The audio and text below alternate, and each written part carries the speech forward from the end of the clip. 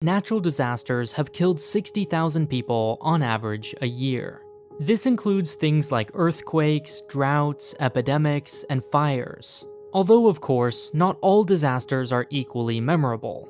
Researchers have found that to get the same amount of media attention, a famine must kill 38,000 people, while a drought only has to kill 2,400, an epidemic 1,600, and a volcano eruption just 1. To catch the most eyes, a catastrophe should be shocking, scary, ongoing, and most of all, uncertain. The coronavirus, or COVID-19 as it's officially known, ticks all these boxes, and then some. The threat is invisible to the naked eye, deadly, foreign, and changing every day. Here's what we know. Although the number has since grown, at 120,000 confirmed cases, there were about 4,300 deaths, giving it an estimated fatality rate of 3.6%, significantly lower than SARS at about 9.5%, or MERS at 34%. Although we also know this number highly depends on where and who you are. Cardiovascular disease, high blood sugar, and chronic respiratory disease, for example, greatly increase your chance of death. Even more significant is your age. The fatality rate drops to just 0.1% for 10 to 19-year-olds, and remains less than half a percentage point for anyone under 50. After that, the odds rapidly deteriorate, from 1.3% for anyone in their 50s, to 3.6% for 60s, 8% for 70s, and 14.8% for anyone older. The vast majority, about 80% of those infected, experience mild to moderate symptoms, most commonly fever, dry cough, and/or exhaustion, and then recover, many on their own and some without even knowing. And because these symptoms are so common, the most minor of cases likely aren't reported to authorities, which may make the fatality rate appear far worse than it truly is. That, in fact, is also the biggest challenge. A low fatality rate for the young and healthy makes it very easy to spread, which comes at the expense of more vulnerable groups. The incubation period is estimated anywhere from 1 to 14 days. If this is true, those infected may spread the virus undetected, most likely by coughs and sneezes, although it can also be found in blood, stool, and tears, for 1 or even 2 weeks without knowing they have it. Scarier than everything we know combined, though, is everything we don't. It's not yet understood where it originated, who first contracted it, which animal transmitted it, or even how exactly it began.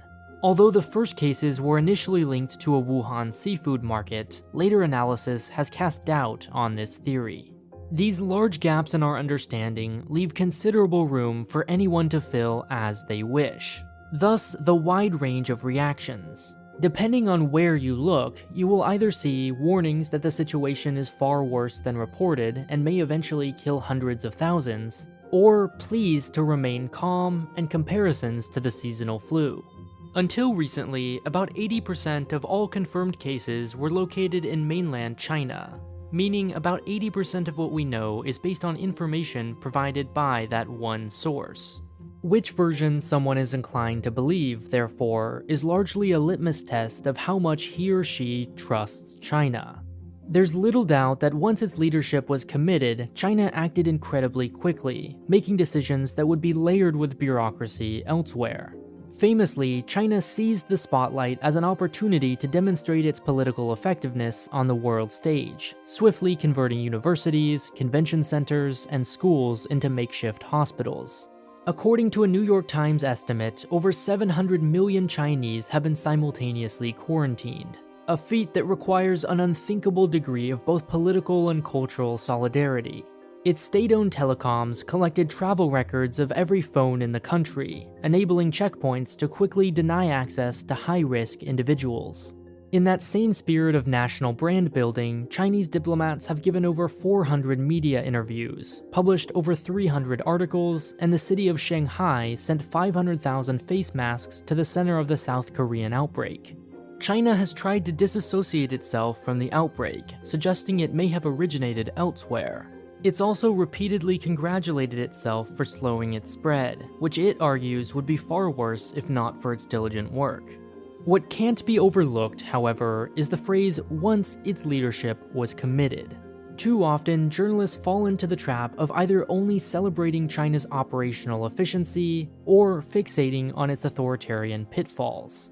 Clearly, the same top-down system responsible for building a hospital in 10 days also incentivized local government officials to suppress crucial early information about the virus and prioritize party loyalty above immediate human suffering.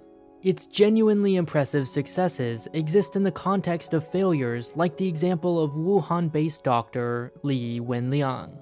On December 30th, over a week before the first confirmed death, Li sent a message in a private doctor's WeChat group warning of a new SARS-like outbreak. Just hours later, 8 doctors from the group, including Li, were arrested by Wuhan police for spreading rumors and disrupting social order, as announced by the Chinese National Health Commission. After being compelled to sign a document admitting his alleged crimes, Li heroically returned to work, where he would contract and die from the very virus he tried to stop.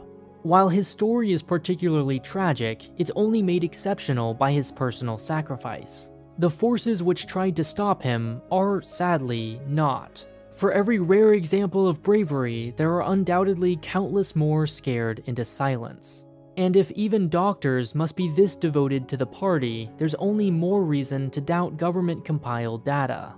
If numbers were misreported, outright fabricated, or even just poorly or hastily collected, they could drastically skew global measures like fatality and infection rate. Thus, the large discrepancy of these numbers between countries. On March 6th, the US had a reported fatality rate of 5.9%, while South Korea reported 0.6%. What these numbers obscure are the number of people tested. America's number, for example, was based on a pathetic then 239 identified cases and 14 deaths, to Korea's then 6,593 and 42. The lesson of this chart is that the easiest way to maintain a low infection rate is simply not to test for it, something the US has thus far excelled at. Up until recently, making test kits inaccessible to anyone not exposed to a confirmed case or having recently traveled to an infected region. South Korea, on the other hand, had tested 8,000 people prior to its first case on January 20th. The next week, it would go on to test 82,000 people across the country. By making this process easy, like with drive-through stations, it was able to screen about 10,000 people every single day. The most dangerous kind of misinformation, therefore, aren't crazy claims about fake cures, which are easily exposed and dispelled, but the treating of reported data as infallible, which creates unnecessary alarm in some places and a dangerous sense of comfort in others. In truth, everything except the very basics should be viewed with some degree of skepticism. By the time you're watching this video, the situation may have changed, and many of the numbers may no longer be accurate. At the same time, it's important not to panic. While it's true that so much is unknown, the precautions are simple and straightforward. This is the paradox of the coronavirus. Although the medical solutions are simple, the World Health Organization recommends washing your hands with soap and water or an alcohol-based sanitizer regularly and not touching your face, stopping the virus is not easy. In practice, no government on Earth can effectively manage and guarantee the compliance of every one of its citizens, especially in democracies where government power is limited. While the virus appears to be waning domestically in China, it's entered a distinct second phase of international spread to Italy, Iran, France, Germany, Spain, the US, and elsewhere. In the absence of the tight control made impossible at this scale, which countries succeed in containing their outbreaks largely depends on their level of public trust.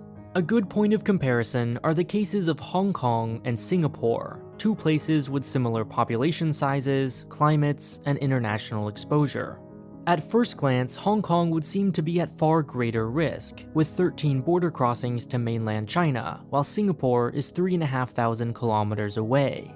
Even today, in response to the virus, 3 crossings remain open in Hong Kong, while Singapore became one of the first countries to deny entry to all PRC passport holders and anyone who's been to the mainland in the past 14 days. Its government was quick to distribute masks, 4 for every household, whereas Hong Kong faced shortages, during which long lines formed outside pharmacies for hours as customers waited for new shipments. In Singapore, self-employed quarantined residents and holders of work passes are given about $70 a day, along with free medical treatment to incentivize good behavior.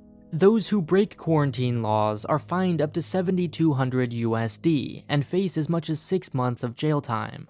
Authorities in Hong Kong, on the other hand, began the crisis with little to no public trust, and only lost more after its slow closing of the border and failure to procure masks.